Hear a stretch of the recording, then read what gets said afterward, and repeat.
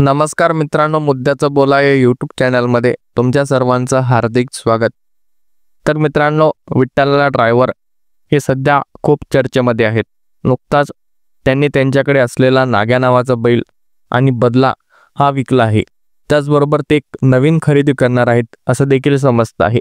त्यामुळे विठ्ठलला हे तर चर्चेत आहेच, मात्र सर्जा आणि विठ्ठलला बाबत एक मोठी अपडेट समोर येत आहे। ती नेमकी काय आहे हे आपण या व्हिडिओमध्ये सविस्तरपणे पाहणार आहोत। त्या अगोदर जर चॅनलला सबस्क्राइब केलं नसेल तर नक्की सबस्क्राइब करा व हा व्हिडिओ शेवटपर्यंत पाहायला अजिबात विसरू नका।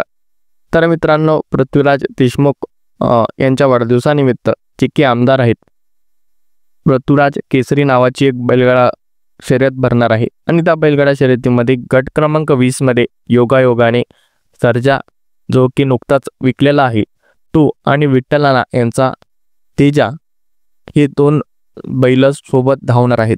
एकीकडे विठ्ठलनाना यांचा तेजा असेल तर दुसरीकडे निंबाळकरांचा सर्जा असेल। अशा परिस्थितीमध्ये आता या गटमध्ये कोण पास होतं, कोण पहिल्या नंबरने येतं हे पाहणं महत्त्वाचं ठरणार आहे। मात्र पुन्हा एकदा एकाच गटामध्ये तेजा आणि सर्जा आल्यामुळे अनेक बैलगाडा शौकीनांच्या नजरा आता या शर्यतीकडे लागलेल्या आहेत। काही वेळानंतर हे कळेलच की कोणी गट पास केला किंवा नाही। मात्र आज योगायोगाने सर्जा आणि विठ्ठलना ड्रायव्हर हे एकाच गटामध्ये आपल्याला धावताना पाहायला मिळतील। तो गट क्रमांक आहे 20।